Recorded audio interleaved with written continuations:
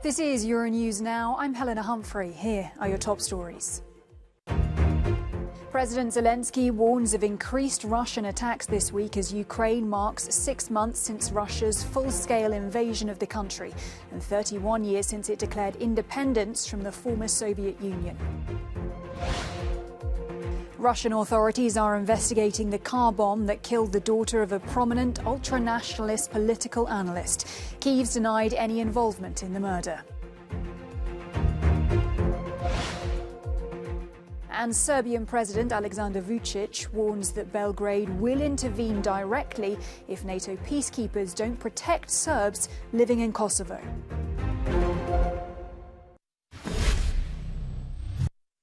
Ukraine is preparing to celebrate its independence from the USSR in 1991 on Wednesday. This year, the date also marks exactly 6 months since Moscow invaded the country. Kyiv fears Russia could step up airstrikes this week. President Zelensky has warned that Russia may be preparing to put Ukrainian fighters captured in Mariupol on public trial to coincide with the anniversary. If this despicable trial takes place, if our people are brought into these settings in violation of all agreements, all international rules, there will be a reaction. This will be the line beyond which no negotiations are possible. Russia will cut itself off from the negotiations. There will be no more conversations. Our state has said everything. Western leaders on Sunday called for restraint around Ukraine's Zaporizhzhia nuclear power plant, Europe's largest, which has been occupied by the Russian army. Fighting around the plant has raised fears of a nuclear disaster worse than Chernobyl. German Chancellor Olaf Scholz has said sanctions against Russia will continue until peace in Ukraine is restored. The Russian government has to understand that they will not get rid of the sanctions simply by waiting until circumstances change again. That is only possible in the context of a fair agreement with Ukraine, and so a peaceful situation will come about when the Russian state is prepared to accept this. Activists stormed the Open Doors event at the German Chancellery in Berlin, demanding an embargo on Russian gas. 2 activists with writing on their body, caught on camera next to Scholz, were apprehended by security.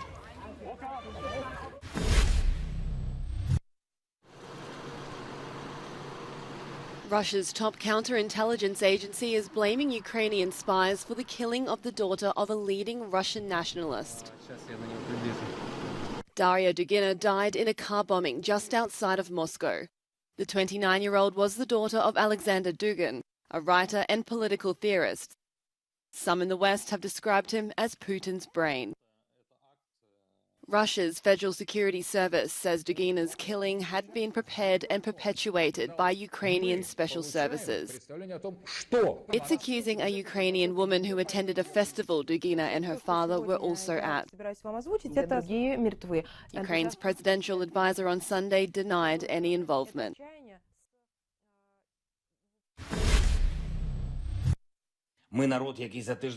I need ammunition, not a ride. These are the memorable words uttered by Ukrainian President Volodymyr Zelensky 6 months ago, just a few days after the Russian invasion of Ukraine began. Nice to meet you, Ursula. You're welcome. With a lack of weapons and soldiers, the Ukrainian president needed stronger allies to face Moscow's aggression. One way he did this was through his media strategy, using social networks to show the world of war happening on Ukrainian doorsteps.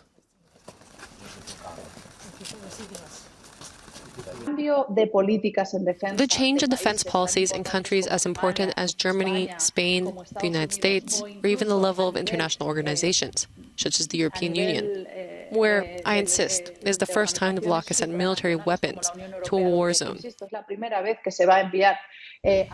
I think that speaks to the effectiveness of Zelensky's communication strategy. Creo que hablan de la eficacia, ¿no?, de la estrategia de comunicación de Zelensky. Zelensky has made appearances virtually at various media events, from the NATO summit to important galas such as the Cannes Film Festival or the Grammy Awards. This allows him to maintain the narrative tension and keep the war in global conscience. At the end of July, Zelensky appeared with his wife in a report for Vogue magazine, which raised a lot of criticism online for its poor taste while the war rumbled on. But experts consider it in line with his strategy. Those photos are controversial and raise the issue again. It has put it back into the public arena and reminded the public that Ukraine is being invaded by Putin. I would say it's part of a good communication strategy, not subject, of course, to criticism, but with a clear objective, which is that we should not forget that 6 hours from Madrid, for example, there's a war going on. His approach to politics is framed as one that appeals to the emotions, sentiment over reason.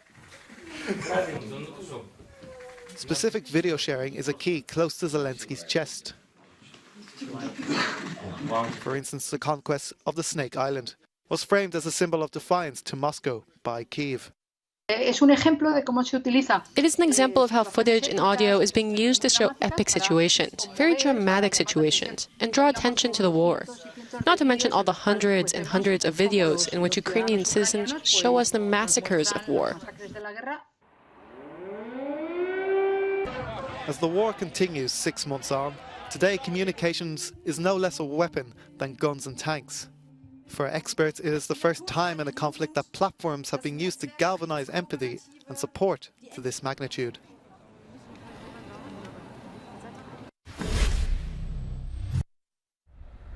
Serbian President Aleksandar Vučić has warned NATO that it must protect the Serbian minority in Kosovo or Belgrade will move to do it itself. NATO peacekeepers stepped up their presence in Kosovo last week after the collapse of EU-mediated talks. Vučić says it aimed at pushing Serbs out of Kosovo, something he says he won't allow.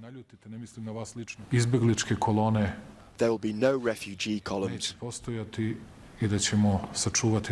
we will save our people from persecution and pogroms. If NATO doesn't want to do it, if KFOR forces don't want to do it.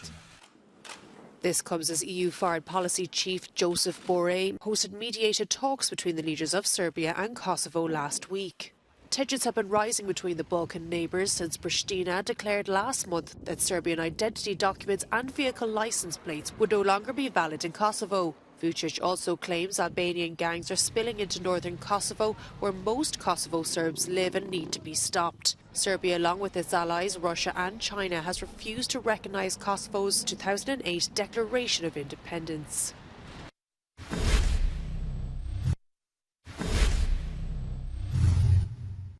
At least 16 people have died and another 3 taken to hospital after a lorry collided with a stationary minibus in Russia's Ulyanovsk region on Sunday. The region's interior ministry says the lorry failed to slow down before hitting the minibus, which was waiting in traffic.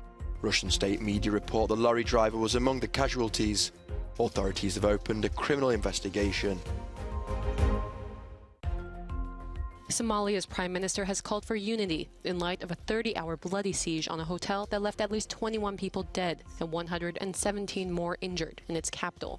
The siege that ended on Sunday night was the first major attack on Mogadishu since the country's new leader Hassan Sheikh Mohammed took office in June.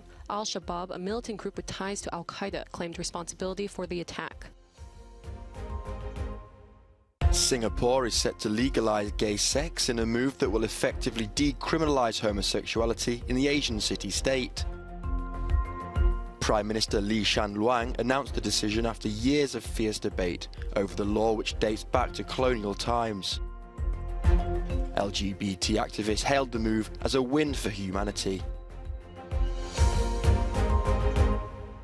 US Basketball Hall of Famer Dennis Rodman has announced plans to travel to Russia to seek the release of fellow basketball star Brittany Griner. In 2014, Rodman took credit for the release of a US citizen from North Korea, a nation he visited multiple times despite tensions with Washington. Griner was sentenced to 9 years in a Russian jail earlier this month for possessing cannabis oil cartridges.